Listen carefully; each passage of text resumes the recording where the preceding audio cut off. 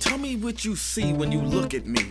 Do you see another brother lost in these streets looking for his soul? Trying to find my soul. Or do you see another brother searching for lost souls in these streets?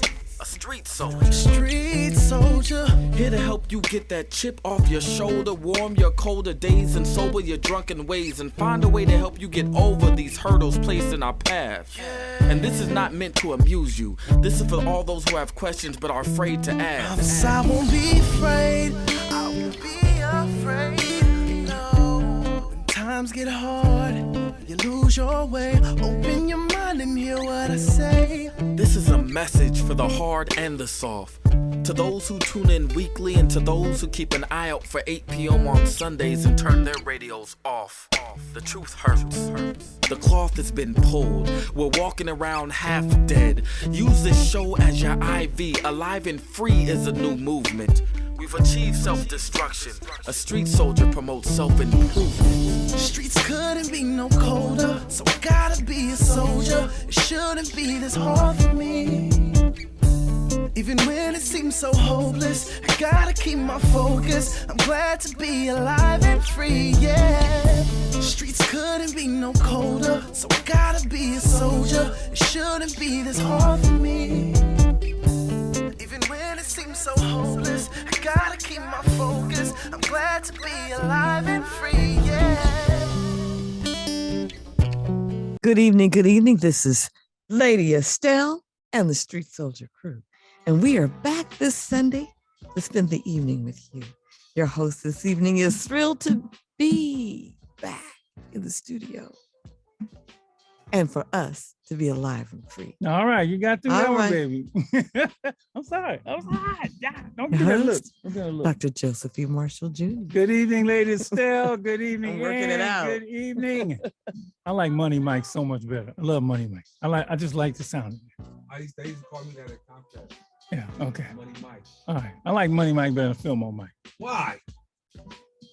I gotta explain everything. hey, they both sound good. All right, street soldiers out there, thank you for joining us. Alive and Free Radio, back one more Sunday, a special Sunday. The day before we celebrate the birthday of the one, the only, the definite original Martin Luther King Jr. I hope everybody has great plans for tomorrow. I know people get a holiday, but it should be a day of service. We owe so much to the great Dr. King. Got a special guest for you tonight.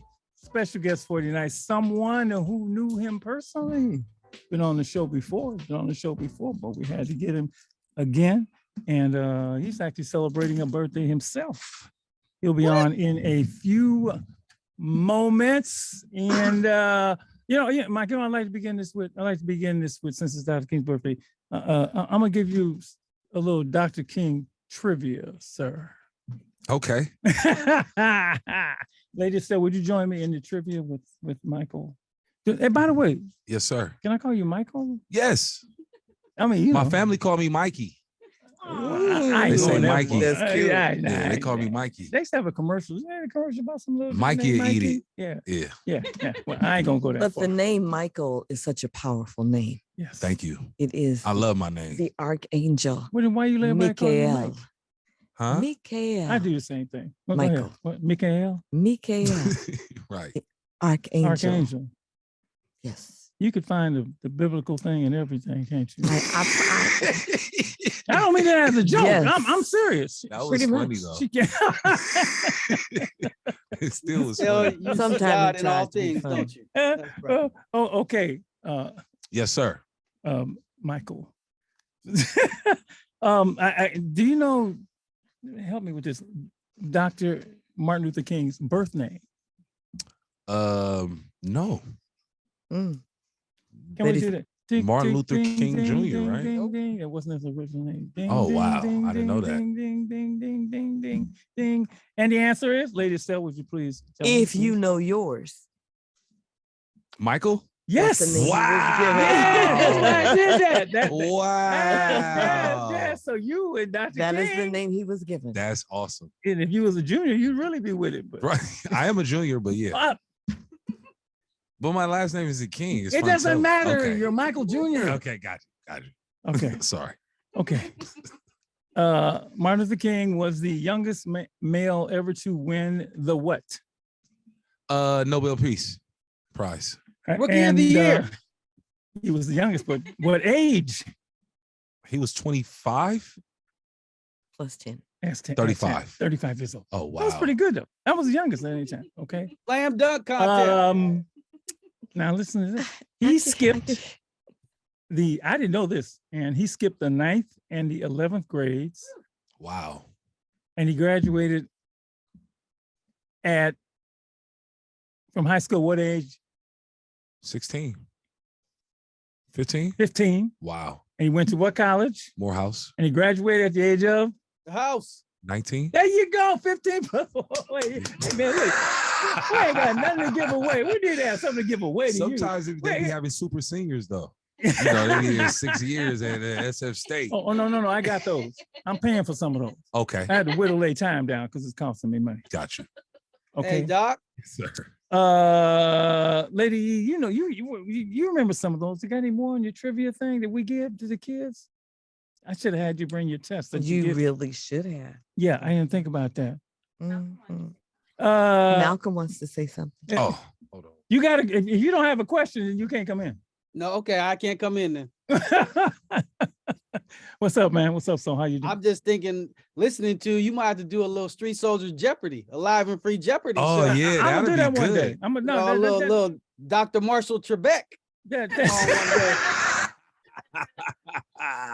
I think it Wow. would work. I think the people would like it. You know, you give away some good prizes too. No, just what, like no, it. we could set up a black. You know, what we could do. We could set up a Black History thing, That'd be nice. right, for the callers, Let's for do the that. listeners, and I'll actually, you know, we'll give some away. For Speaking real, of for the real. callers, let's solicit some calls. 877-955-1061. If you want to join the Street Soldiers broadcast right now, what's the number that you like to? Or 800 Soldier, There you go. 800-765-3437. Yeah. Call in, y'all. We miss you. 3437. What you say? Hey, I just tell people need to call in. We miss them. Yeah. So we have a screener tonight, so we Yeah, should we do get have a all the call screen. calls We through. should be all good. Yeah, so it shouldn't be a So I problem. want to. I got any more? I thought I had some more, but I didn't. I just happened to. I didn't know that he won a Grammy for a spoken word album, Wow. and I did not know that. Ladies, didn't know that. How many speeches did he give? Does anybody know? Oh no, I don't know that. It's 4 one. digits. 1,000 speeches? Over 1,000 speeches? Over. For real? Yeah. Wow. You know the number? 2,500. Are you kidding me? Wow. That's a lot of speeches. Wow. I need to tell people, since I mentioned this, he won his best spoken word album for Why I Oppose the War in Vietnam. And there's a whole bunch of other stuff. Okay, let me see. I may have some more somewhere. I got notes here like crazy. Lady, I was really depending on you. All right, let's go to this. Oh, Yes, sir. you need more? No, I just So how many books does anybody know how many books? ask Michael. Oh, 5. exactly. You didn't know I 5 knew that, huh, books. Dr. Marshall? All right. If you don't know, let me real quick information about the holiday. It took 15 years to create the Martin Luther King federal holiday. Mhm. 4 days after assassination. You remember John Conyers? I don't remember Democrat John Conyers introduced legislation for a commemorative holiday, which was stalled until the petition with 6 million names were submitted to Congress. And then Shirley Chisholm, remember Shirley Chisholm? Yes. And Conyers resubmitted the legislation after much public pressure and civil rights marches in 1993. It finally passed Congress, and Ronald Reagan, you remember President Reagan, signed it into law. All right. Some states resisted, saying that King did not deserve or need to have his own day. Illinois in 1973 was the first state to adopt the day, and New Hampshire was the first to adopt it as a paid state holiday in 1999. And let's see. And I think you read something last week. Now all 50 states recognize Dr. Martin King as a federal holiday, right? And there was one state that was it New Hampshire? I thought it was Arizona. I thought it was No, Arizona. not Arizona. Arizona did it, but They do civil rights. They don't call it Dr. King Day. They call it Civil Rights Day. They didn't get a brother's due. But hey, anyway. All right.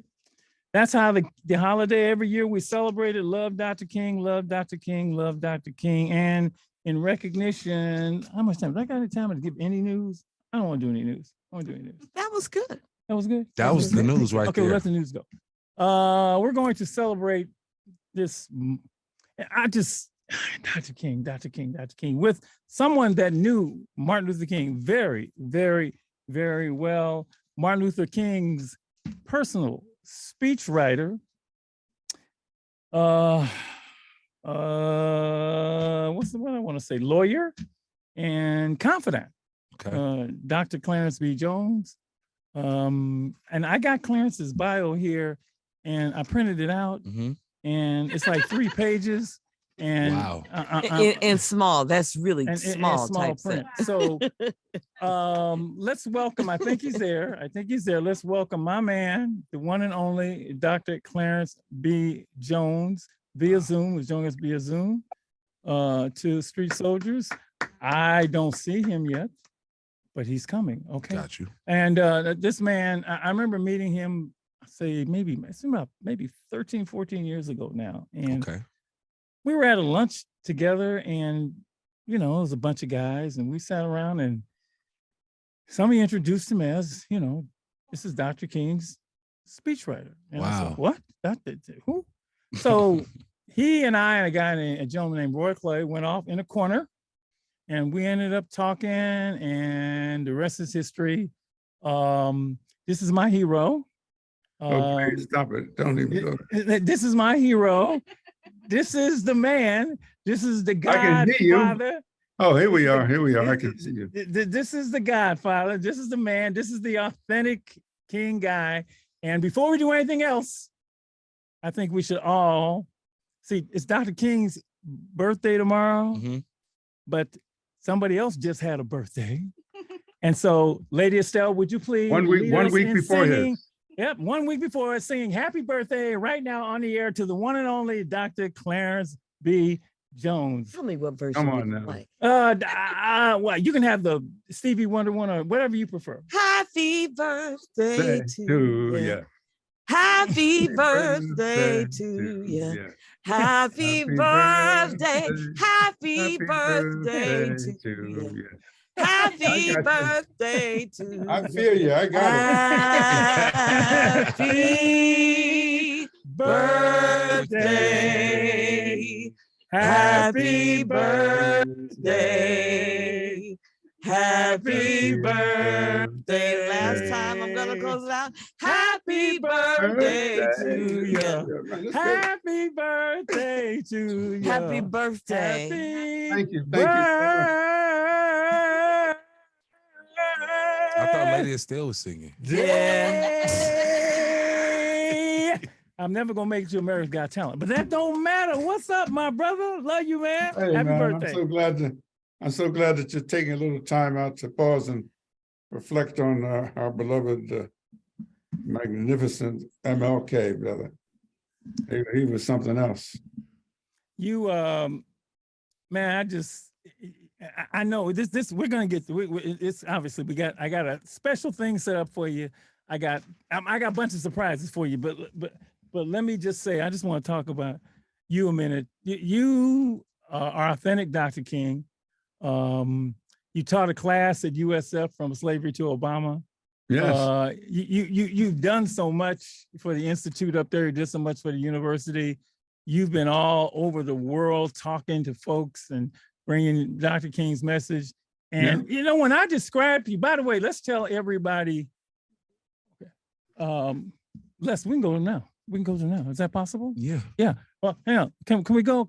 I got a bunch of surprises for you, Clarence. Let's see who this is. Yes. 1 second. Yeah, no. You're on? Caller, you're on? Who is this? Yeah, this is Carl Dickerson, doctor. Carl Dickerson. Come on, brother.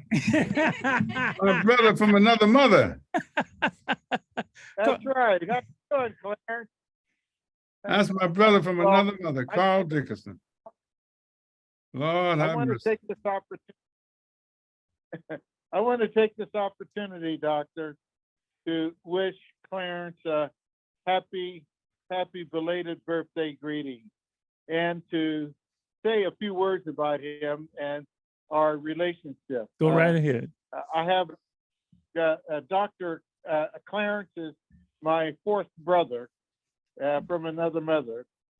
And of course, on the very serious side, it was to Dr. King's insight to get perhaps a man that is among the best and the brightest of that era to partner with him. And I could tell you, being 85 myself, I can say without any reservation that it was a very smart thing for Dr. King to do, to have as a close confidant, perhaps his closest confidant, a bright, intelligent lawyer with guts and fortitude and the strength to stand up with him against the things that are not good at that time in our society.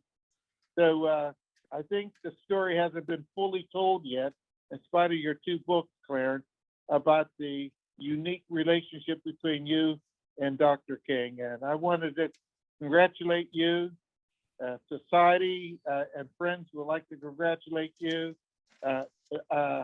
Congresswoman Barbara Lee, who's going to be running for the U.S. Senate seat. Oh yeah, you know I'm going to be campaigning for her, Carl. Oh yeah. Well, you know. You can tell Barbara that. You know that. Oh yeah, I know that.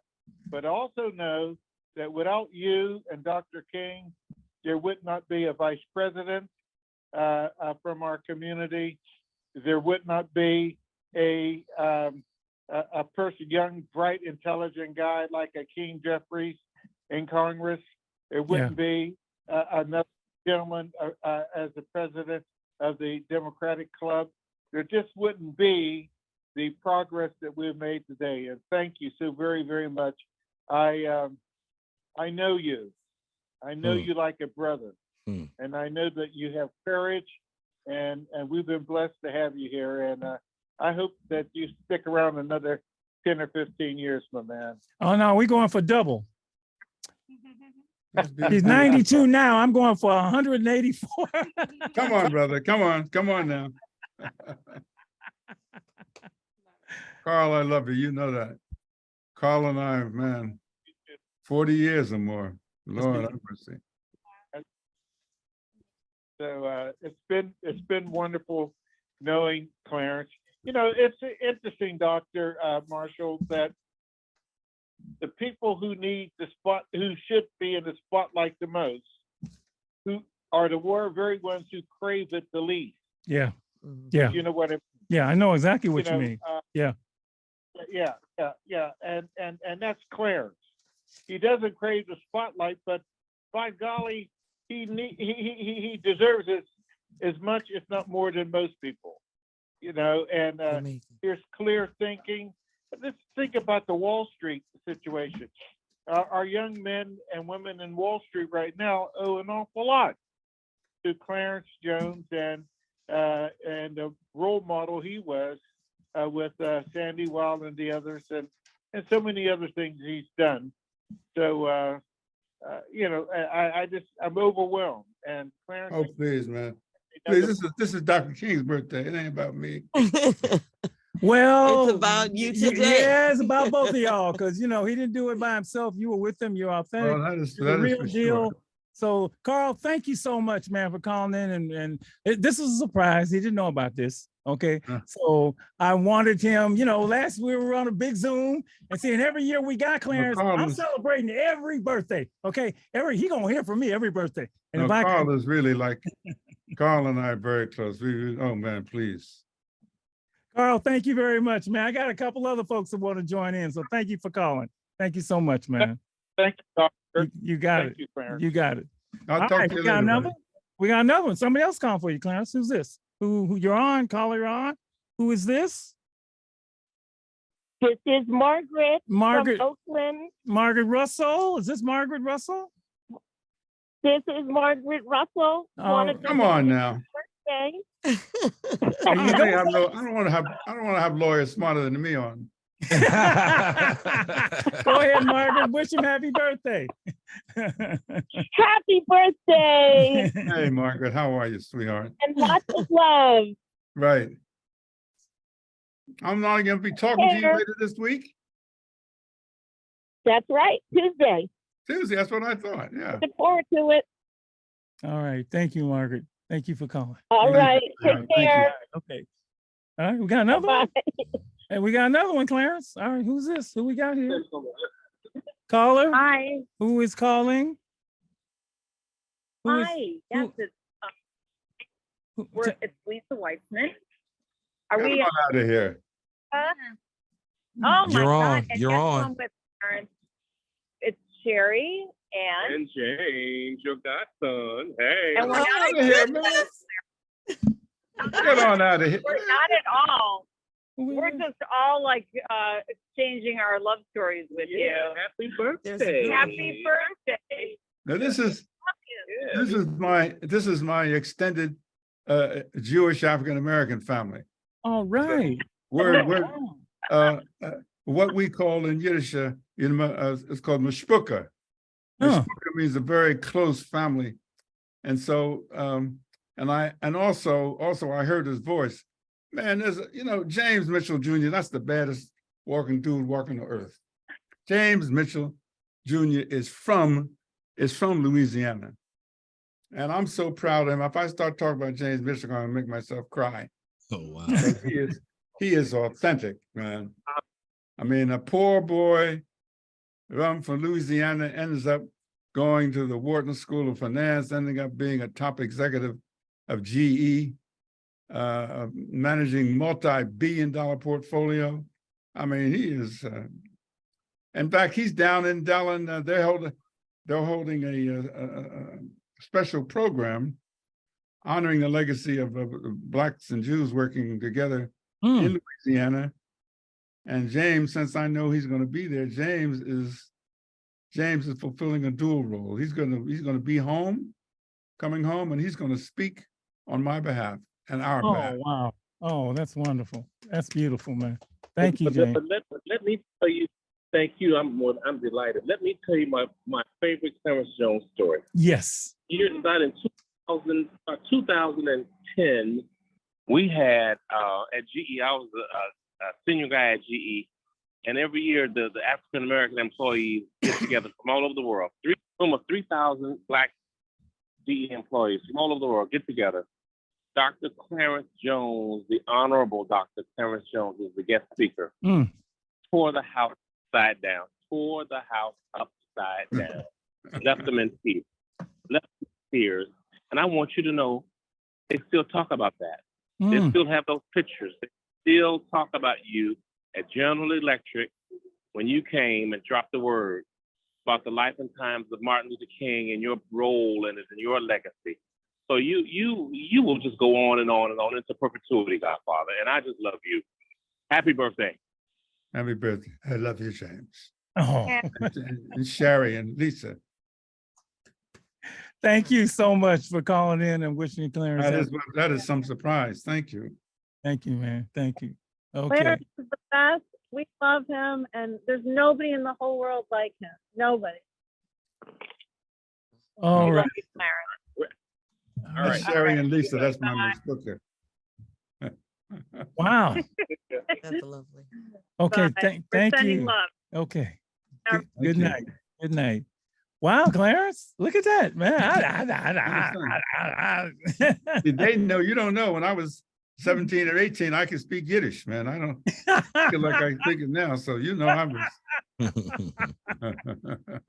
You know, I told Mike, and we may have more folks calling. I don't know. 800-765-3437. We got another? We got We somebody do, else? but yeah. Oh, all right. But nah, continue with your Well, thought, your train of thought. okay, thank you, sir. No, you hadn't met him, and I told him you were going to be on the show, and I said, prepare your questions. Yes. So we're going to do, not right now, but we're going to do a session where you can ask Dr. Jones anything you want about the life and times of Martin Luther King. The story of how he got involved with Dr. Martin Luther King is amazing. It's just unbelievable. And by the way, I got to mention real quick that he has written 2 books What would Martin say? And Behind the Dream. behind the Dream. Yeah, The Day of the Speech, which I love that book. I mean, I love both of them, but I Mhm. really love that book. So we got authentic Dr. King here. Got you. Get your questions, get ready. Okay, Yes, we got sir. another caller. We Okay. do have a caller, George Pinto. Oh, all right. George, you are on with Clarence, the one and only godfather, Dr. Clarence Jones. Go ahead. Hello, Dr. Clarence. Oh, my brother, my good brother, George. How are you? I'm Belated happy great birthday. now that I have you, now that I have your beautiful voice and love on the phone. It's incredible. I just am, it seems like just recently we celebrated your 91st birthday, and it is great honor You mean my 92nd? to you again. Yes, to wish you now. Oh, on your that's right. You were, that's right. That's right. Yeah. And it's such a privilege. I mean, I just keep thinking we are so fortunate. The stars aligned to give us Dr. King, to give you, his colleague and friend and advisor. And we have Dr. Marshall doing such great work in San Francisco and so many other good people. I mean, it seems sometimes when the world is going to hell in a handbasket, people like you inspire us and keep the memory of Dr. King alive. So No, you inspire. birthday. I'm the beneficiary of a lot of love and mutual inspiration. Tell me, especially people like you and your family and wife. American icon, and we are all just simply very fortunate to have met you. And all the best in the year ahead. I know we will meet personally sometime, but have a Yes, wonderful George. Thank you. belated birthday. Thank you so much, George. Thank you. All right, thank you. Thank you, George. Wow. Wow. You thinking, you wasted. I don't mean wasting, but I mean I'm honored. And this is Street Soldiers Radio time. It ain't no Clarence Jones time. And you better stop. No. No, let me just tell you something. Let me just tell you something. You see, there's a man by the name of Joe Marshall. All right. See, I've been around the block a couple of times. And in the United States and in several parts of the world. And one of the things you develop, at least I developed early on, is I was blessed. God gave me a filter. He gave me the ability to see very early on. Don't take me long. Does not take me long into talking to a person and observing them to know whether they're the real thing or whether they're just, just coming on. When I met Joe Marshall,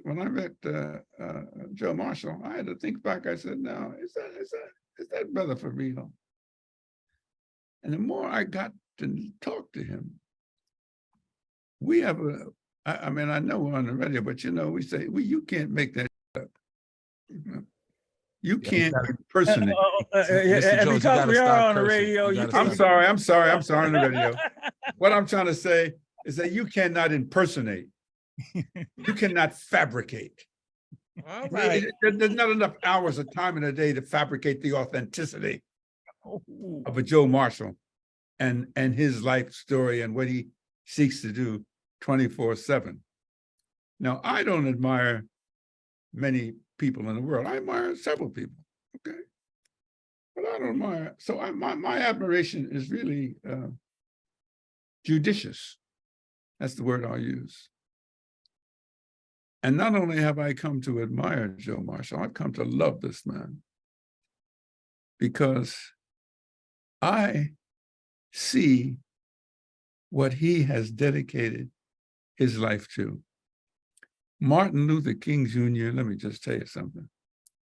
If Martin Luther King Jr. had the pleasure, had the good fortune of meeting a Joe Marshall, I don't know what he would have done. I do not know what he would have done. He probably said, "I don't need you, Clarence." Okay. No, he says, "No, I guess I do need you because you're a lawyer." But he would have fallen in love with Joe Marshall because Martin had this ability to read a person in a very short period of time. And he had the capacity, he could feel love because he was surrounded so often by hate. So he could feel the authenticity of authentic love. Okay. And the best way, Joe, I think I mean, I got some of the best doctors in the world out here, right? But I think part of my longevity is knowing you. I mean, I got the best medical people at Stanford and medical center, but I know part of my longevity comes from my relationship with Joe Marshall. Wow. And part of that reason says, Lord has said to me, now, Clarence, I've given you a blessing. Giving you the best doctors. Joe, I was in COVID hospital for 3 weeks. Yeah, I know that. I heard about COVID. that. Praying for you the whole time. I'm looking and feeling good. They told me they're gonna take a while to get better, but I know what I ain't going nowhere. I'm healthy because I have your love. I have you, brother. I have all the people, the street soldiers, and all, and my beloved brother Jonathan Greenberg. That's part of my Jewish brother. I got that. Where's Jonathan? Pull Jonathan in. Just pop him up. I mean, I got people who see you got. I mean, it's one people to have people who love you. I don't have people who are yes men. I have people who are critical of me. Those people that you had on earlier, they'll tell me in a minute. No, Clarence, I think you're wrong. You may be right on this, but I think you're wrong in your tactics and so forth. Because they know sometimes I have to be restrained. Well, Joe Marshall knows that. Sometimes I have to have my anger restrained so that I'm a nice Negro. We have the best conversations, man, from the time we met. Look, Jonathan, hi. Thanks for joining. Just introduce yourself real quick, talk about your relationship with Clarence. And if we could tell them what we recently did at USF with Clarence, right? Clarence and Brian Stevenson. And can we show that clip? We're gonna try and show that clip. But Jonathan, introduce yourself, tell everybody where you work and how you know Clarence, and we'll go back right here. Well, Dr. Marshall, it's always a joy to be on Street Soldiers Radio, especially if I can be here with Dr. Clarence B. Jones. I've had the incredible honor, people who know me, to work closely with Dr. Jones for a long time, about 10 years, and to have co-founded with Dr. Jones the USF Institute for Nonviolence and Social Justice. So I consider myself a student of Dr. Clarence B. Jones. I'm learning more every day. He's trying, I can't keep up, and I can't replace, and I can't fulfill that level of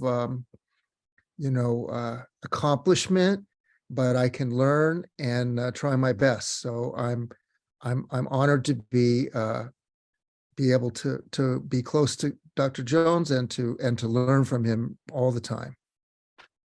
Thank you, my brother. Thank you. Jonathan, you don't mind, did you mention the Institute, and then talk about the event that you just put on at USF honoring so we had yeah. So we had an event on November 19th, and we came in, Latifah Simon came in and joined your show right before the event, Dr. Marshall, to tell people about it. We had 1,600 people register. We probably had, 13 or 1,400 people in the church at St. Ignatius Church to honor Dr. Jones, his life and accomplishments. Our keynote speaker was Brian Stevenson, who flew out from Montgomery, Alabama. We had an incredible event, extremely moving, with people from throughout the community there. And we had music, And in conclusion, we had Joan Baez come up and sing for Clarence and for everyone. So it was a night that nobody will forget, and inspiring and motivating and helping to keep the spirit flowing and keep the energy flowing towards the ongoing nonviolent struggle to achieve the goals that Dr. Martin Luther King struggled to achieve with side by side with Dr. Jones. I was there, Lady Estelle was there, Ann was there. It was amazing. And we have some footage. We're not gonna show it right now. We've got some footage we're gonna show folks who weren't there that night. And I gotta tell people that the USF's church, St. Ignatius, is a huge, it looks like a cathedral. I mean, it's gotta be, it was just about full. I mean, you know, it was just an amazing, beautiful, wonderful event honoring Clarence, and I would call him the modern day Clarence, Brian Stevenson. You know, it was just tremendous. It was a fitting tribute to that the university and you pulled off. And this, Lady E, you were there. You just wanted to say a couple words about the event? It was magnificent. Yeah, it was magnificent from the moment the church began to fill, and just watching it fill, and people were sitting and waiting in anticipation. And then to see Dr. Jones come down the aisle. Yes. And everybody was on their feet, just waiting. Oh my goodness. It was just, it gives me chills to think about it. That's the part I hope you show, which is we had a marvelous soul singer called Jennifer Johns. Jen John. Well, I don't know if we're gonna show. We got pieces to show. Okay. We got a couple more callers though. We got to move. We got calls. I don't want them to get away. Go. Who we got? Who's calling? We got Diana. Diana. All right, Diana, speak. Tell me who you are. Introduce yourself. I'm Diana from Pittsburgh, California, and I wanted to give a special birthday shout out to my sister, the best sister in the world, Maria, and Martin Luther King Jr. All right. Well, thank you. Thank you, Diane. She said go Niners. Go Niners. All right. Well, go Niners. That's right. All right. Yeah. You got to get your Niners plug. Peggy Pizzo. I'm going to Super Bowl, so I want to win. We got anybody else? Peggy Pizzo. Peggy, go right ahead. Oh, okay. Thank you. Hi, Clarence. Happy birthday. It's Peggy. Who is this? This is Peggy Pizzo. Oh, my beloved sister. Thank you, Peggy. Oh, and thank you. And you and Philip sent these beautiful flowers. Oh, you were such a beautiful. Oh, thank you. You and Lynn certainly deserve every single bit of our respect and admiration and love and gratitude. So beautiful. Thank you so much.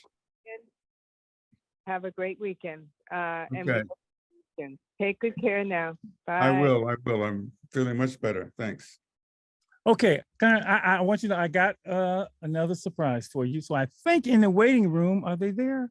We got some folks that want to meet you and ask you questions. Please. Now, you know that we have had you at Alive and Free. Yes, I have been there. Yes. The kids had a fit. Kids had a fit.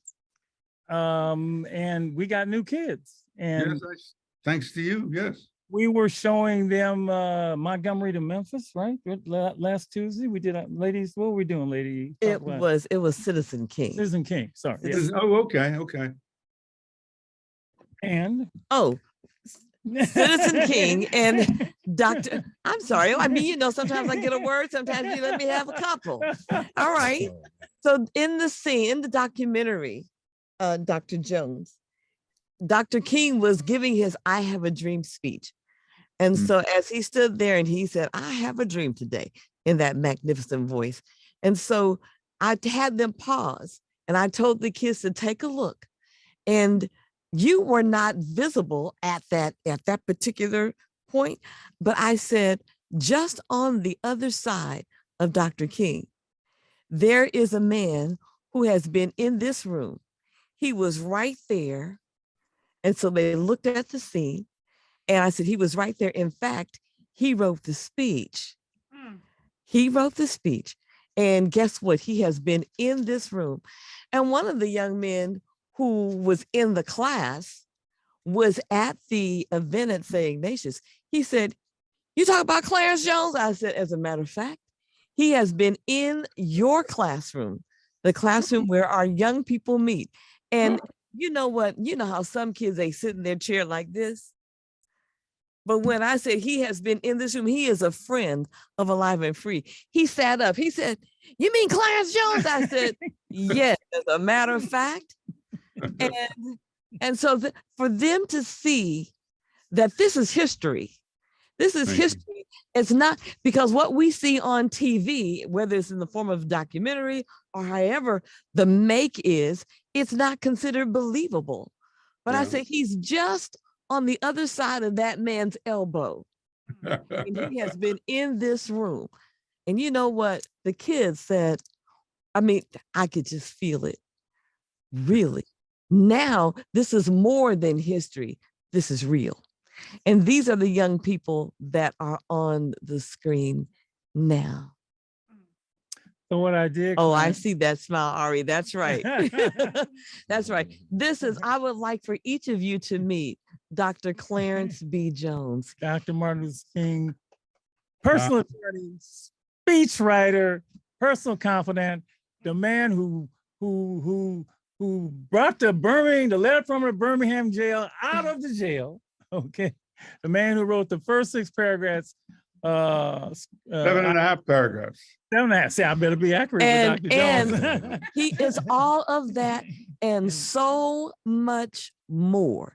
To be able to hear some of the stories, oh my God, that his life, what he's lived, how he's lived, and the people that he has interacted with, the people whose lives he's touched, is just amazing. So I hope you did just like you were asked to do. You've got, can you see him? I want you to get a good look. I can't look, because he's reading. And he's right here with you. I asked them, Clarence, I asked them, if you could speak to Dr. Martin Luther King Jr., what question would you ask him? And each of them gave me a question and I wrote it down. I said, well, I can't bring back Dr. King, but I can bring the person closest to him, as close to him as anybody who you can ask these questions to, and ask even about his role with Dr. King. And so they gave me a number of questions. I don't see everybody that gave a question, but I see enough. So let's start with who I got here. Who I want to start with first? Let's start with, is Maya here? Maya here? No. Maya here? Maya not here. Let's start with Ariana. Okay, Ari. We're going to start with Ariana. Ariana, thank you for being here with our class to talk to the one and only Dr. Clarence B. Jones. And Ari, what was your question for him? And if you don't have it, I got it, but I gave it to you. I sent it to you. Okay, I'll try to phrase my question as best I did like before in our meeting, but it was like, did Martin Luther King Jr.'s, like, did all of his friends from the very beginning stick with him, even through all like the trials and tribulations? Like, were they by his side, or like who kind of like left him when he was at his darkest place? So before you do that, Ari, I'm going to ask that you do this, because this is something I want you to remember for the rest of your life. You say, Dr. King, you say, Dr. Jones, my name is Ari. And my question for you is, say that, baby. Dr. Jones, my name is Ari. And my question for you is. Okay, Dr. Jones, my name is Ariana Grice. And my question for you is, did Dr. Martin Luther King. Okay, yes. I heard you. Okay. I heard your question, ma'am. I think most of the time I can't think of anyone who voluntarily left. When you ask me that question, I mean, you wouldn't know it, but when you asked me that question, the first thing that came to my mind, well, not the number of the people who left, but the number of people who were killed, of the people who lost their life, who lost their life in the struggle, or who were severely injured. And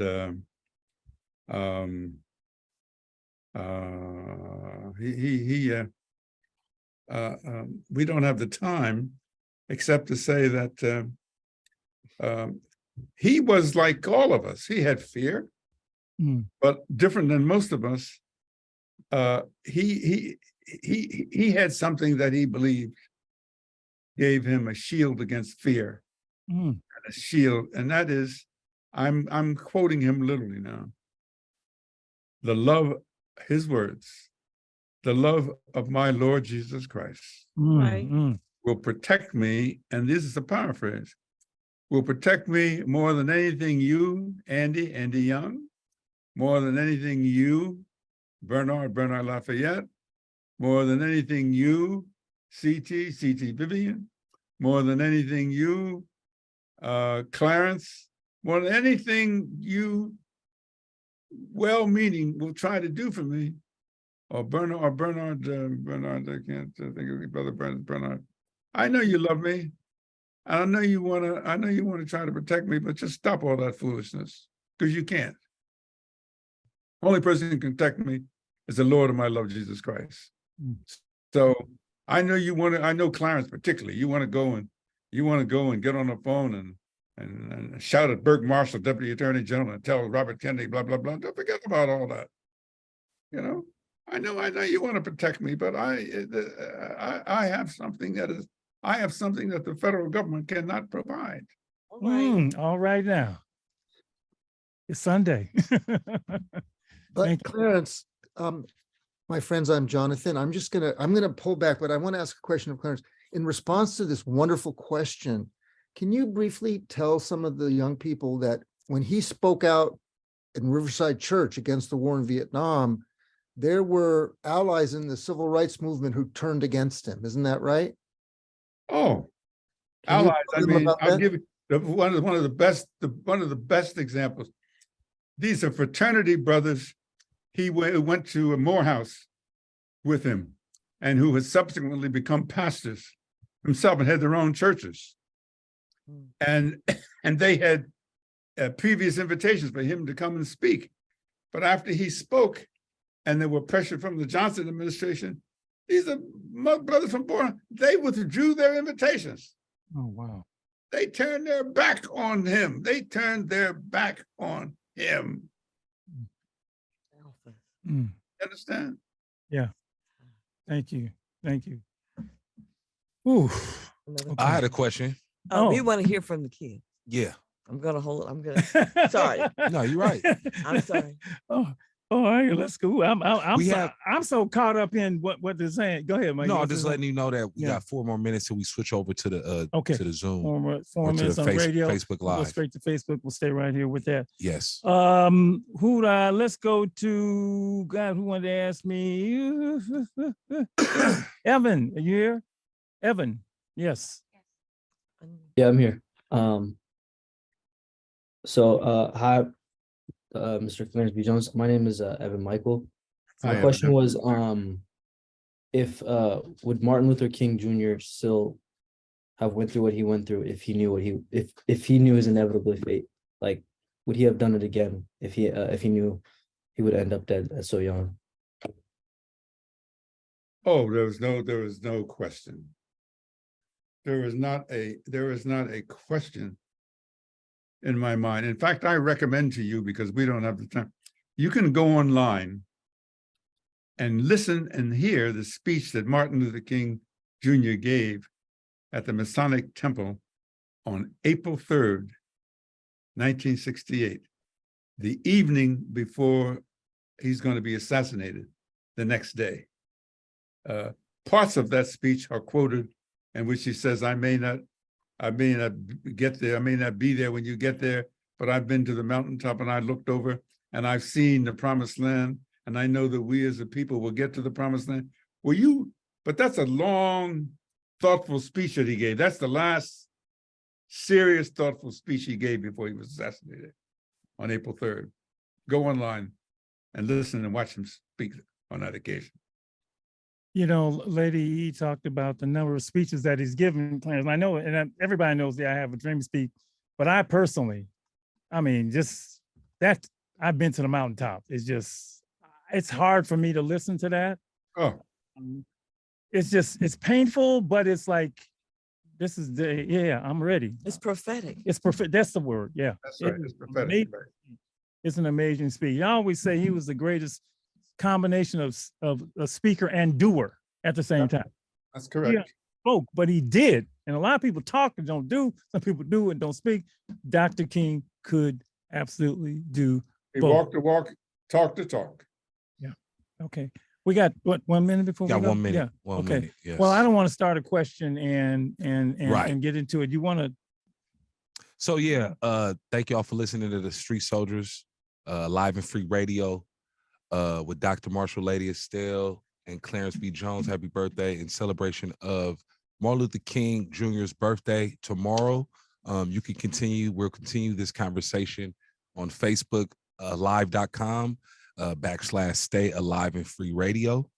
Yeah. So And you can also call in. We'll take calls. You can still take Even calls. though Yep. we're not Yep. on the radio. We'll be on Facebook. The Yep. number is 800-765-3437. You want to call in, ask Dr. Clarence Jones anything about Dr. King, and wish him a happy birthday. Okay, as we go, we're gonna play right now, and we're gonna play as we transition. We're gonna play a little footage. Okay. You guys stay right there and watch this. This is from the event that we had at USF with Dr. Jones and Brian Stevenson.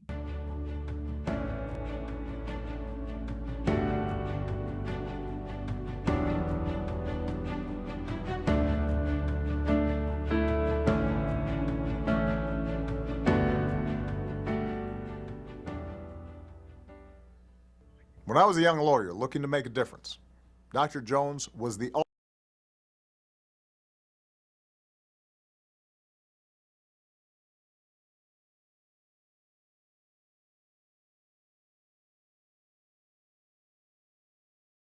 a team of distinguished attorneys to fight back.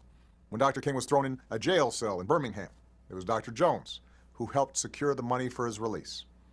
And as Dr. King prepared for the March on Washington, it was Dr. Jones who helped pen one of the most iconic speeches in history. Everything Dr. Jones has done since his first assignment as a young lawyer defending Dr. King through the founding and leadership of the USF Institute for Nonviolence and Social Justice has been driven by common themes and motivations that hate can indeed be conquered through love. Dr. King, Dr. Jones, you guys were on the ground, feet on the pavement, doing the work, dealing with the system and the backlash and risking your lives and on a daily basis to do God's work to create change. Scripture tells us, as each has received a gift, use it to serve one another. Again and again, Dr. Jones used his extraordinary gifts to serve others, and in the process, help bend the arc of history towards justice and freedom. Along the way, he became part of a generation of giants, men and women who recognized that the odds were stacked against them, but who pressed forward with courage, ingenuity, and resilience.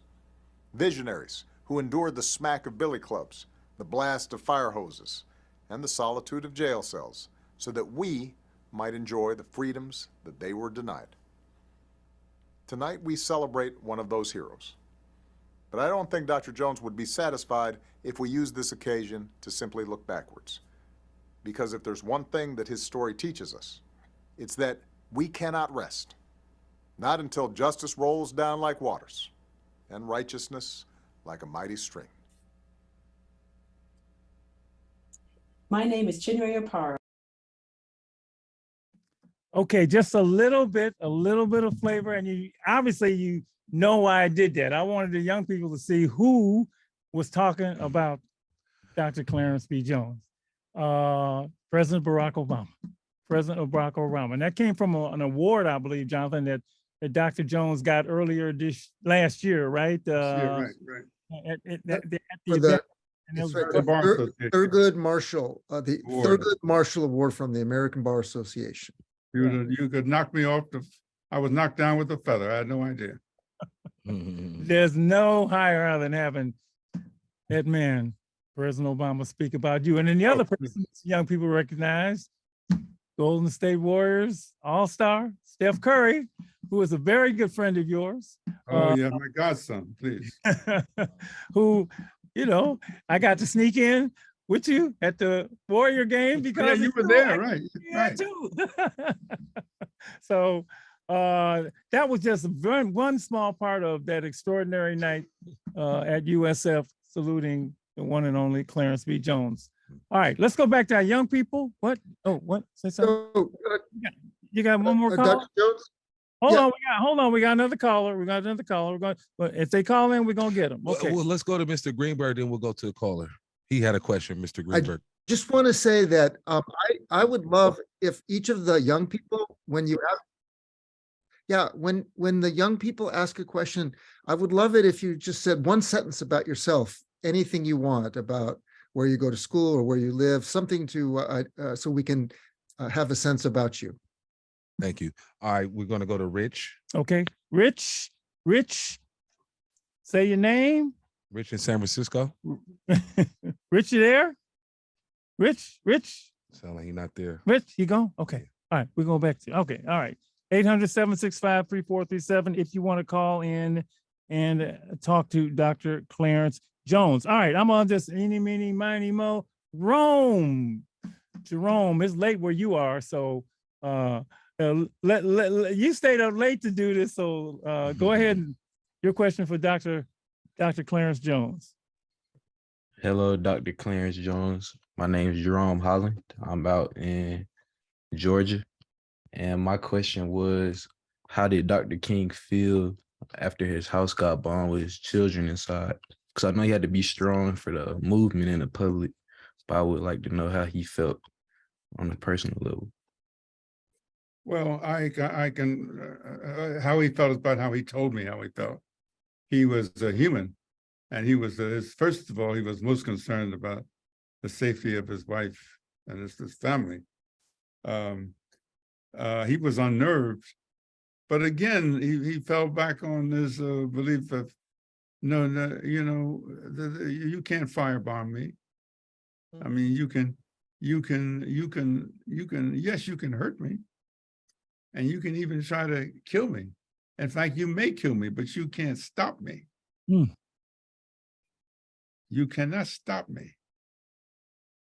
I mean, I used to think to myself, like, I mean, he was 2 years older than me, so I met him when I was 29 and he was 31, so, and I'd been in the US military and all that. So I thought I was the baddest thing walking the earth, I figured ain't nobody gonna mess with me because I, deck him in a minute, until I met Dr. King and I said, Lord, this Baptist preacher is for real or he's crazy. Or a little bit of both. Okay? Because was he afraid? Of course he was afraid. But he had a kind of fearlessness. Kind of fearlessness that gave you courage. So you either, in the street language, you used to say for real or he's crazy. Gotcha. Now I know that's not a nice way, but that's the way we used to talk. You still talk like He's either real or he's crazy. He's either for real or he's crazy. Right. And he was for real. Yeah. Fearlessness that gave you courage. I wrote that down. Yes. I like that. I really like that. A fearlessness that gave you courage. Thank you. Thank you, Ronnie. Thank you for coming on tonight. Let's go to Jasmine.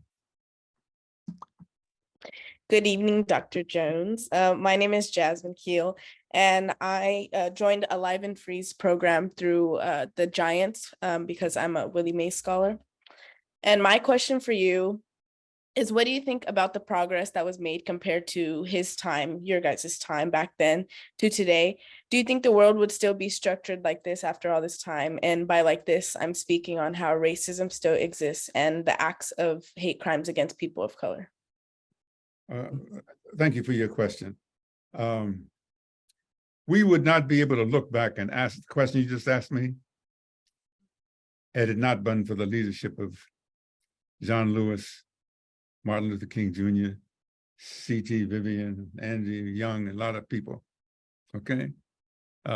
We are able to enjoy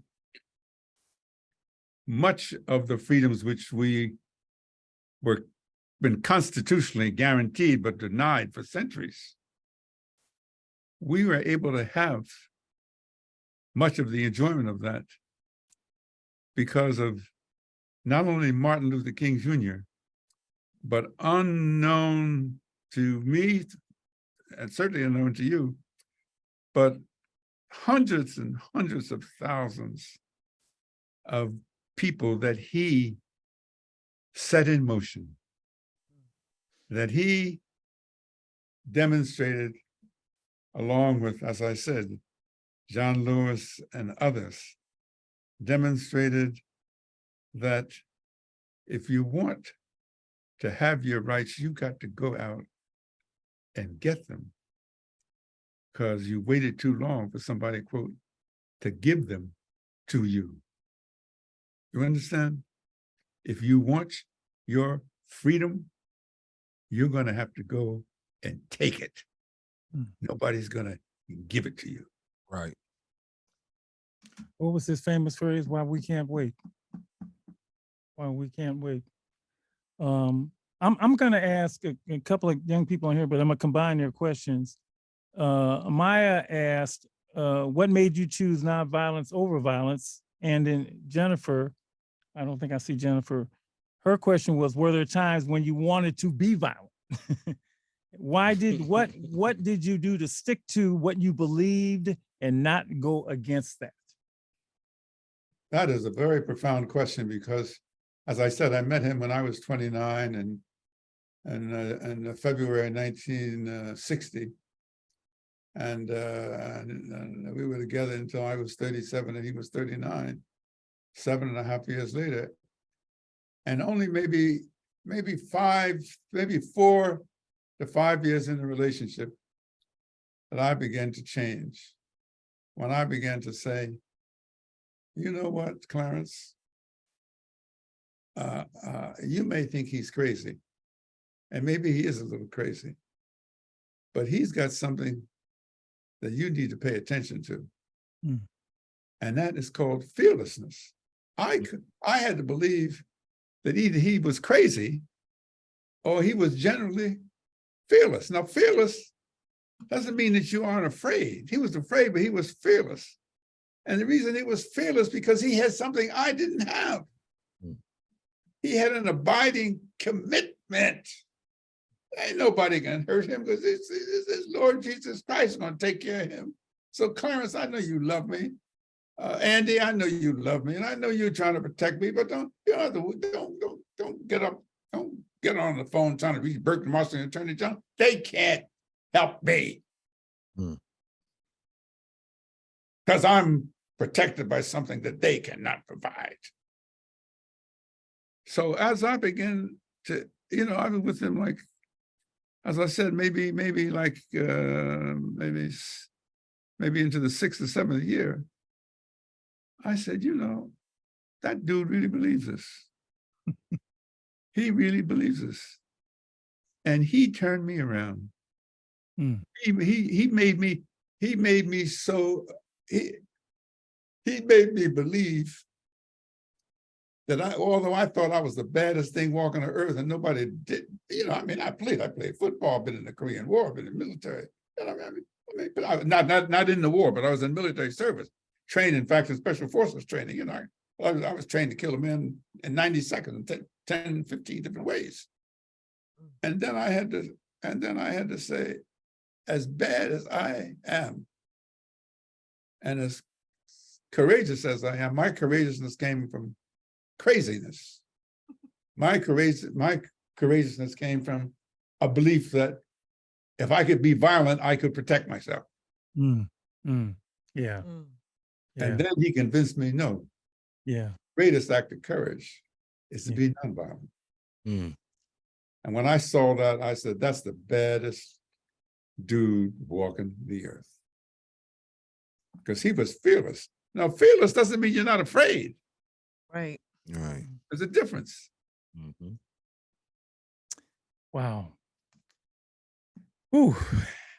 You know, And he shamed me. He did shame me. I mean, he would say that you're supposed, Clarence, you walking around with your Rolex watch and all your pinstripe suit and all this so forth. He said, that ain't gonna help you none. That racist don't give a damn about whether you wearing a pinstripe suit or a shirt. You just a black man, the educated one that he hates more than anything else. Okay. And you better not tell him you're my lawyer because they'll kill you first. That's the way he used to talk to me. Unadulterated. Wow. You know? Yeah. But he inspired me by by first I thought he was crazy. And then secondly, I thought he was like one of these off the road evangelicals. He was so believed in God he couldn't think. Right. And then I decided that this man, he's neither. This man is the real deal.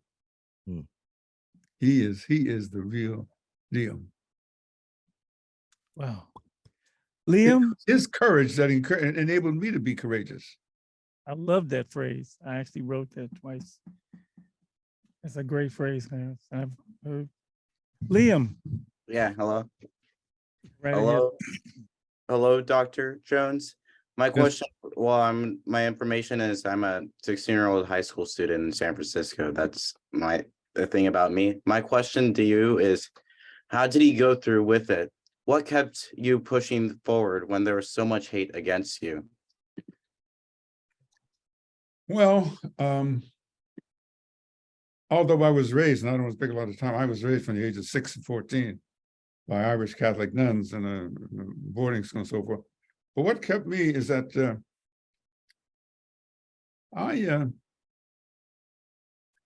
first of all, I went to the Juilliard School of Music before I went to law school. So I love music, okay? And I'm a voracious reader. I mean, I could read everything. So I would go back and read about other people in history. And I would say, well, if Joan of Arc did such and such, or so-and-so did such and such, and they put the Christians into the lion's den, I'd go back and read about other people who were courageous.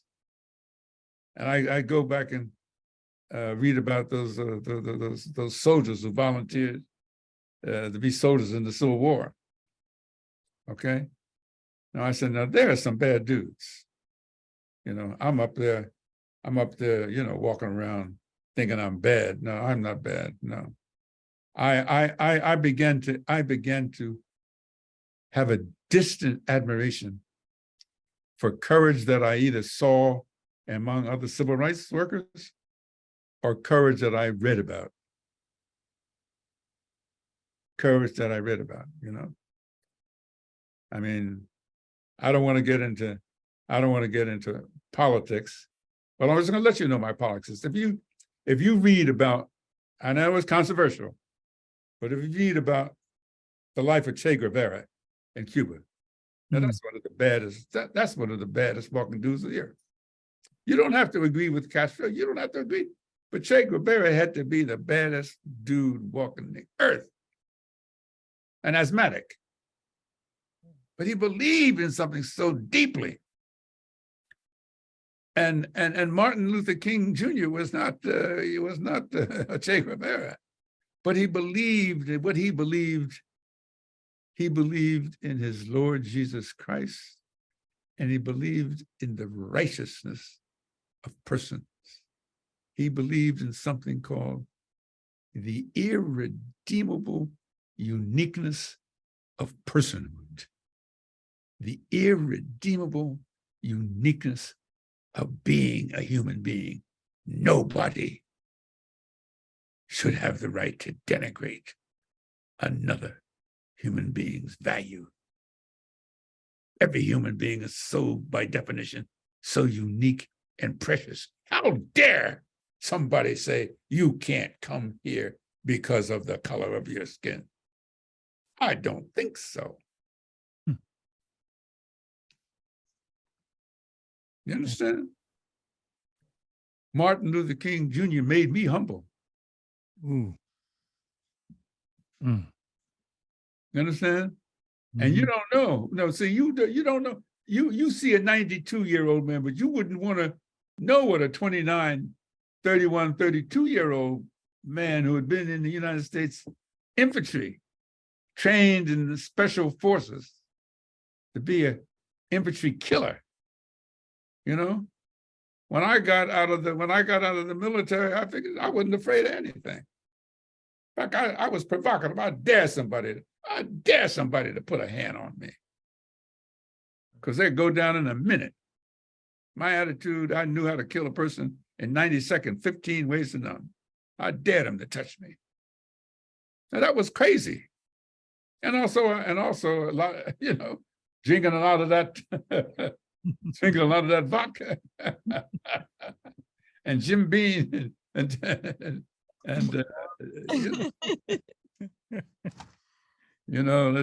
Tennessee, bourbon. Yeah. That'll get to you.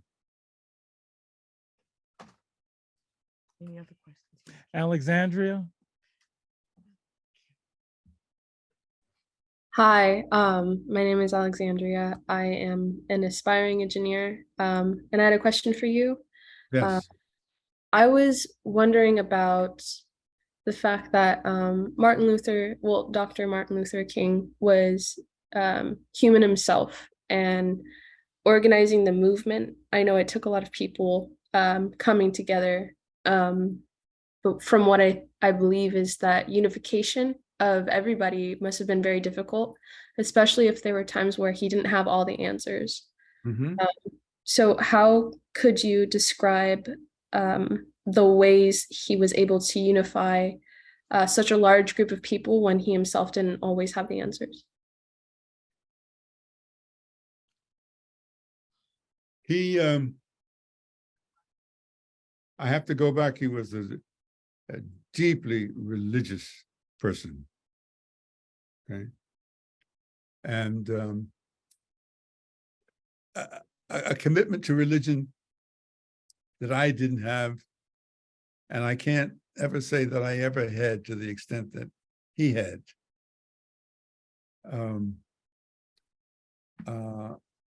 It's very hard for me to say it except to repeat it as I'm going to say to you, and I've said to other people. It may be hard for you to understand, particularly you dealing in quantitative information as an engineer. You either Clarence Jones is not telling the truth, or Dr. King was crazy. Well, I am telling you the truth. And Dr. King, yes, he was a little crazy, but I am telling you the courage that he had came from his deep religious commitment. And by the way, are you an engineer? What is your name? Alexandria. Alexandria, it's hard and it's beautiful for me to talk to you because you could almost be the twin likeness of one of my youngest daughter when she was younger. And I'm looking at you and I said, oh, it's like my daughter's talking to me. You look almost like a twin sister. Oh, thank you. Anyway, I hope I was able to answer your question. And you have to deal with quantitative knowledge, quantitative information. That's the heart of engineering, mathematics and quantitative information. There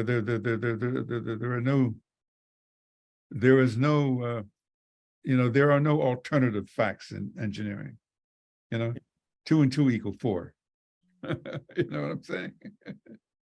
There's not an alternative to 2 and 2 to 4.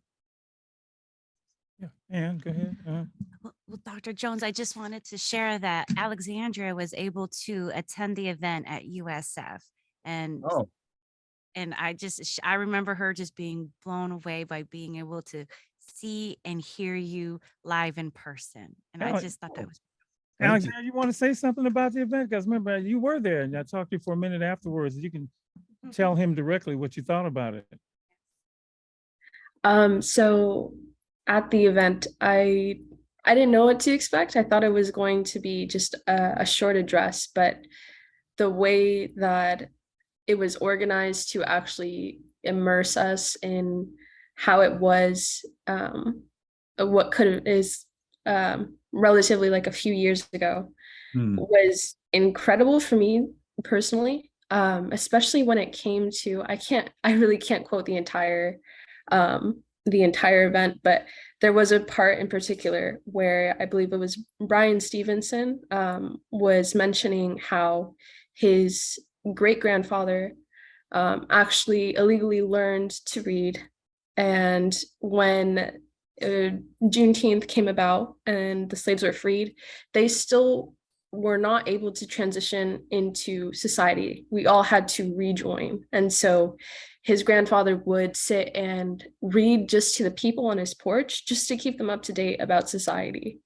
And it's like, it's emotional and heartbreaking, and yet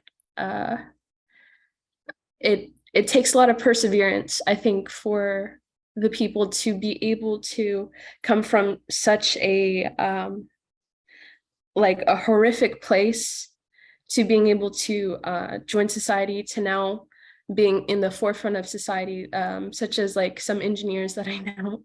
I'm very impressed overall, and yeah, that event was great for me to see. Thank you.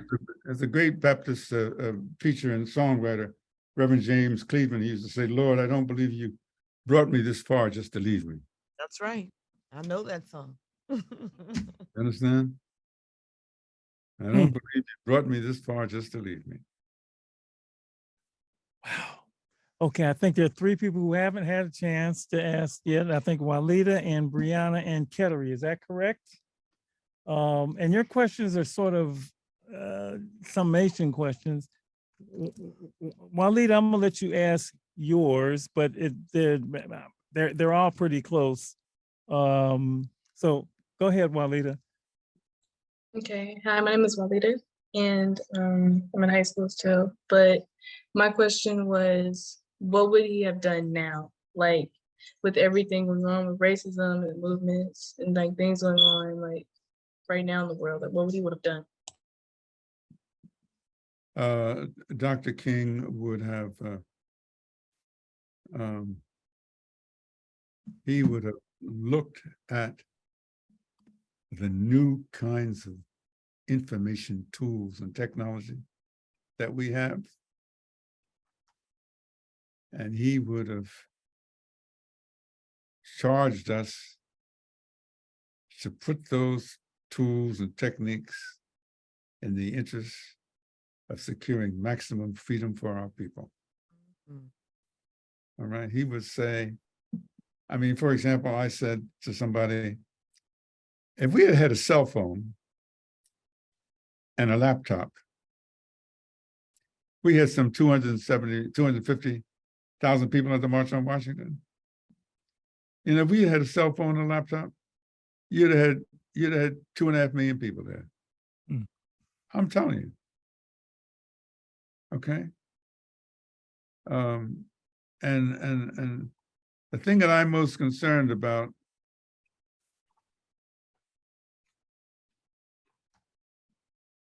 I want you to remember that no matter how much quantitative education you may acquire,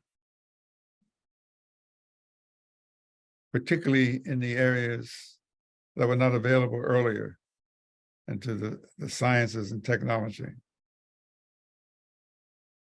What does it profit a person to gain the whole world if you lose your soul? Yeah. Okay. It does not matter. I mean, for example, Jonathan Greenberg knows I have been publicly critical of certain people in Silicon Valley. You know, that's because I want them to be better than they can be, better than they are being. And yet, having been critical of them, I have enormous admiration and respect for their journey and their commitments. And so for those, anytime I've been critical, Mark Benioff, if I've been critical of you in the past, I want you to know you're a bad dude, brother. Mark Benioff runs something called Salesforce, okay? And he doesn't need me to speak for him. But he is, now that's the technology's brother. He's not black, but he's a technology person with soul. And there are other people like that. I like the person at Hewlett Packard. I can't even think of his name now. Used to be at Stanford Law School. There are lots of people whom I've been critical in the past, but whom I've been critical as well as applaud, but as I stand back and look at the journey that we've taken, is that we have to reach out to people and try to get them to hear our story and try to get them to understand our condition and try to get them to understand they're not free until I'm free. No matter how much wealth they may have, that wealth is temporary and transitory as long as there are people sleeping on the streets of San Francisco. You understand what I'm saying?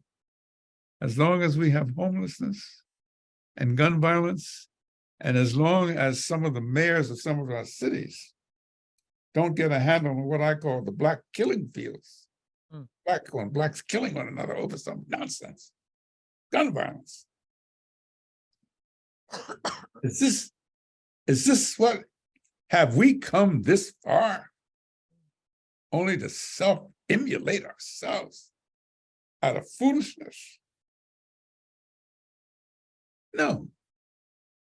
It sounds, you can't put it, I mean, a slide rule that shows you how far I've gone. You can't put it in a calculation. But I can tell you here, if you don't learn to have the capacity to love another as much as you love yourself, we're all going to go up in ashes.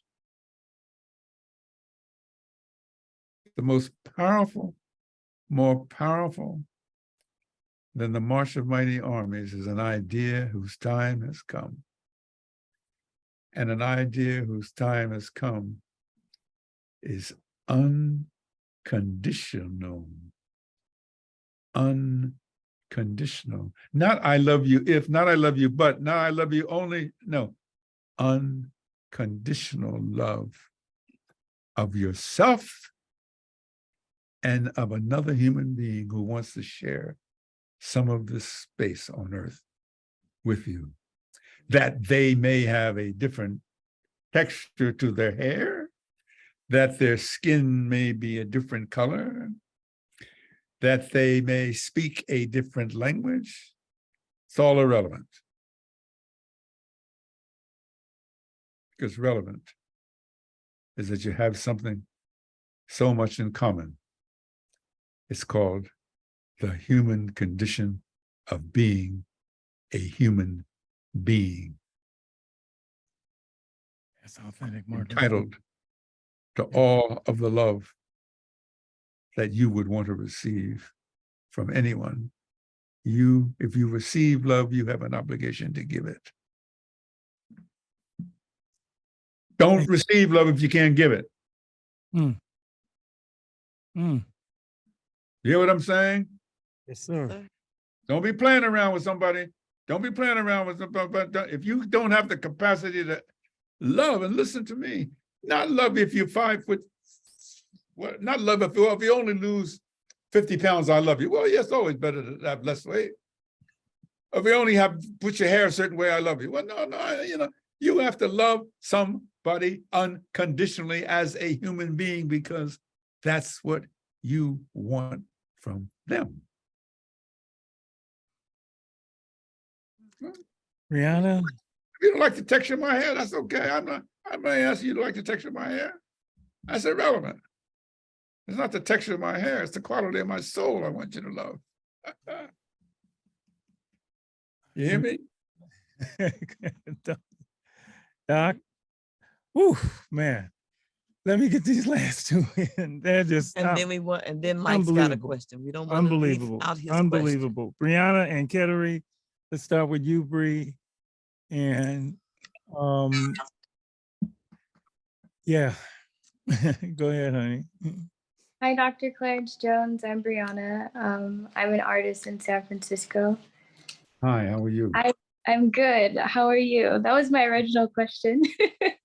Was how are you? But I saw recently, because Dr. King is trending right now, that he said he fears he integrated his people into a burning house. But I feel like you just answered that right now with what you were saying. But considering the state of the house now, how do you feel going forward? Do we have opportunity for the disenfranchised and the poor that he's deeply concerned about? You ultimately, you may not see it in the immediate next moment,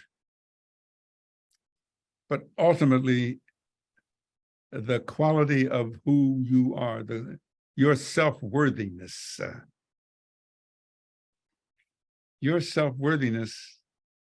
whether you wish it or not, is tied up inextricably to my self-worthiness. So if I'm hurting and you become aware that I'm hurting, you can't let me hurt indefinitely. It's not because whether I can pay you something.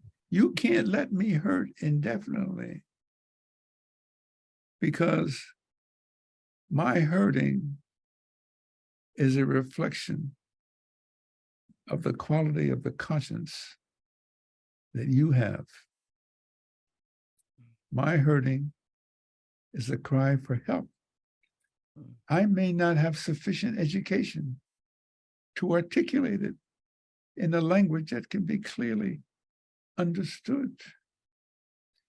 The way I talk may be a little muddled and confused, but you can see with your eyes and you can hear with your ear.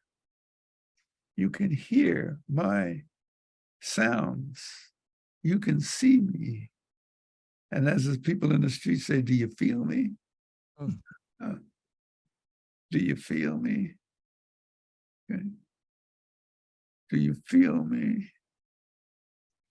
Huh? Do you feel me? Can you feel my pain? Can you just walk by? It may not be much. I may only have $2 in my pocket. But if I see you lying on the street, and maybe $1 didn't help, maybe I have to give, I have to feel moved to give you that $1. Not for you, but for me. Because that's a statement of the redemption of my soul. That's what people don't understand. Do you hear me? That's right. Every day I wake up, my 92nd year, I don't know how many years I have left, but I know what? Every day I have left is going to be redeeming my soul.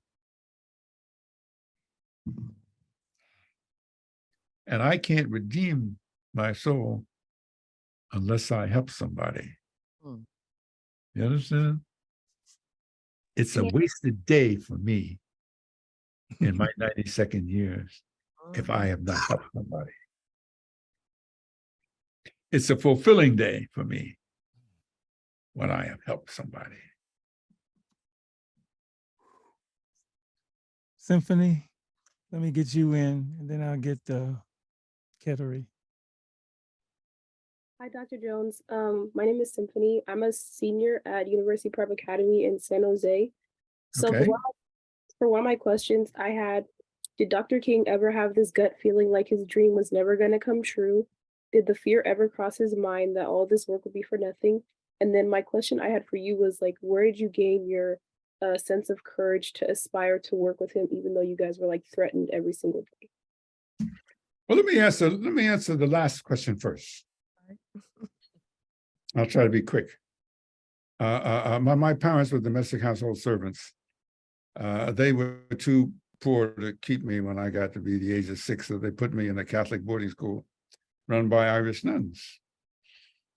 And those Irish nuns, for 10.5 months a year, almost 11 months a year, they used to say to me and other boys, Master Jones, we love you. Be a good boy. Jesus loves you. And you are beautiful. Master Jones, we love you. Jesus loves you. Be a good boy. And you are beautiful. Now, guess what? From 6 to 14, until I'm 14 years old before I go to public school, I really believed that. I actually believed it. So when I get to public school, I didn't know any better. I still thought the nuns were right. Master Jones, you are beautiful, you know? So I had instilled in me at an early age a sense of self-confidence. And the confidence was expressed in unconditional love. You understand what I'm saying? Unconditional love. And I still say, I mean, I admire all these people who acquire all this new kind of technical, and I mean, I admire it. But unless you have a sense, if you don't have a sense of who you are, it becomes a limitation, sometimes almost to the level of an impediment for you to want to love someone else. Your capacity must first come to love yourself. Listen, I am shameless. I am shameless. I wake up in the morning, look in the mirror, and I say, man, Clarence Jones, for 92 years, you're one beautiful dude this morning. That's the way I start my day. That's right. I start my day. I don't need nobody else to tell me. But knowing that means I have an obligation. I have an obligation in whatever ways I can, either by teaching, by speaking. I have whatever way I want to transmit to other persons.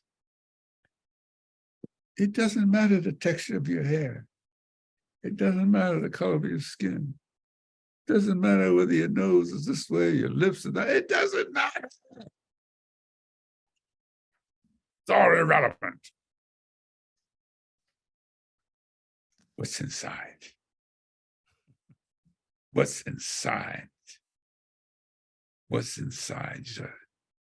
What's inside you? Something we call soul. Who makes up the essence of who you are? Okay. You're going to let maybe some family member doesn't like you. Maybe some other person say, you ain't nothing. You know, you ain't worth, get out of my house. You ain't nothing. Get out of my sight. I don't want to see you. That's their problem. That's their problem. That ain't your problem. That's right. Because you go to the nearest mirror that you can find. Go to the nearest mirror when you can find. When somebody says something like that to you, you get close to that mirror and just look at yourself and say, oh my God, I am the most beautiful thing that I've seen today. Okay? I don't care what somebody else said about you. It's what you say about you. So, yeah. Let me get Kettering, you wrap it up for us, honey. I'm sorry, I mean, I'm getting like, all Joe right. Marshall says Clarence, he probably shut up. No, Lord, it's Sunday. It's church time. Go ahead, Kettering. Hello, Dr. Jones. My name is Kateri Compte. I'm a college student here in San Francisco, interested in economic and social reform. And when they asked me what I could ask Martin Luther King, I was just like, I want to know advice. And I would love to know what advice he would have for the youth my age. And I know you partially answered that already. What advice he would give to what?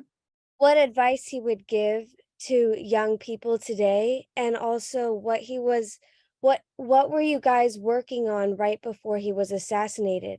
What would have been the next steps, and how could we continue to Well, he was assassinated in Memphis, and he was trying to get the city of Memphis to get garbage workers. There's a beautiful sign that comes, the people in Memphis started wearing a sandwich board that says, "I am a man." They wanted to be treated as a human being. Garbage workers wanted to be treated. They wanted the city of Memphis to understand they weren't like the garbage that they collected. They weren't like refuse that could be just discarded like a piece of trash. That they were somebody. That's why they wore a sign that says, "I am a man." Man meaning generically, I am a person. I'm a human being whose presence, whose personhood demands and requires your respect. But it first comes, you can't, I'm sounding like a broken record. Katari? Yes, Kateri. You want to be loved, you first got to love yourself. Okay. And how you how you want others to view you should not depend upon what they think of you. It ultimately depends upon you think of you. You understand what I'm saying? I do. May I ask you one more question? You can ask me anything you want, subject to my brother Joe Marshall. I'm visiting in his home now. Have you ever read All About Love by Bell Hooks? And if you have, what is your opinion on the book? It's a magnificent book. Magnificent. It's my favorite book I've read so far. Good. Well, I'm going to be in next year. I'm writing my memoirs called The Last of the Lions. All right. And it's based on an African proverb that says, if the surviving lions don't tell their stories, the hunters will get all the credit. So I'm a surviving lion, and I want to tell my stories because I don't want the hunters to get all the credit. We tell the young people all the time, tell your story. Okay, Mike. Question. Huh? You had a question, Oh. baby. I know you haven't forgotten. I almost did. I'm sorry. No, you good. My question is about his relationship with Malcolm X, if there was one. Oh, yes. And sort of like what did he learn from Malcolm X, and what, like, did they have like a good relationship? Because a lot of times the history books don't they Yeah, try they to didn't. Yeah, he was pleading with me because I love football, and he wanted to be sure that I came to the Audubon ballroom the next day. And he says, "No." I said, "Malcolm, I don't know." I said, football playoffs. He said, "No, I've been telling them about you. Nobody believes me because they don't believe that there's a well-educated Negro lawyer that hasn't lost his mind." So I said, "Well, no." I said, "No." So then I felt, anyway, I'm starting to watch football, and I heard Malcolm's voice. I said, I better go down the Audubon ballroom. Shut Malcolm, keep Malcolm's mouth, shut him up. Next time he won't have anything to say to me. And so I'm driving up to the Audubon ballroom, February 19th, I think it was, or whatever date it was. And as I pull up in the Audubon Ballroom, people are just rushing out. I Wow. had the car radio on. Newsflash, Malcolm X has just been shot. Wow. And I mean, it was the most, what can I tell you? Can I ask you something? I was with them the night before. Can I ask you something real quick, Dr. Jones? Because hearing you talk, you sound like you got a little bit of Malcolm in you more than Morton. Say that again? You sound like you got a little bit of Malcolm more so than Morton in you. So I'm just trying to figure out, like, you must have got really close with Malcolm because you was talking I about. was. Please. Please. Please don't get me started. I'm sorry. Don't get me started, brother. Malcolm was. You know, Malcolm said to me, you know, Clarence, I know you tell Martin. I said, yeah, he knows I meet with you. He knows, he knows I'm trying to help you and so forth. He says, I want you to give Martin a message. I said, well, tell me the message. No. I write it down. I said, Malcolm, you don't have to write it down. I don't have to write it down. Just tell it to me. No, I will remember it. No, Clarence, I know you have a good man, but I want you to write this down exactly the way I want to give you the message. So I said, okay, Malcolm, what do you want me to tell you? And the message essentially was, dear Dr. King, when you are speaking to presumably a mostly white audience, and you think you're getting a kind of mixed or maybe an unreceptive reaction, you should end your speech by saying, if you don't listen to me, you're going to have to deal with Malcolm X. That's what you should. I heard him say that. Yeah. Wow. Yeah. And Malcolm, I said, so I gave that note to Martin. Martin, he said, Martin says, I'm not going to say that. I said, well, you do in effect say that. You don't say those words. Right. In many ways, the way you talk, you suggest that they're going to have to deal with you. Yeah, at some time, that's a whole nother part of Dr. Jones's life, but it's also part of the history.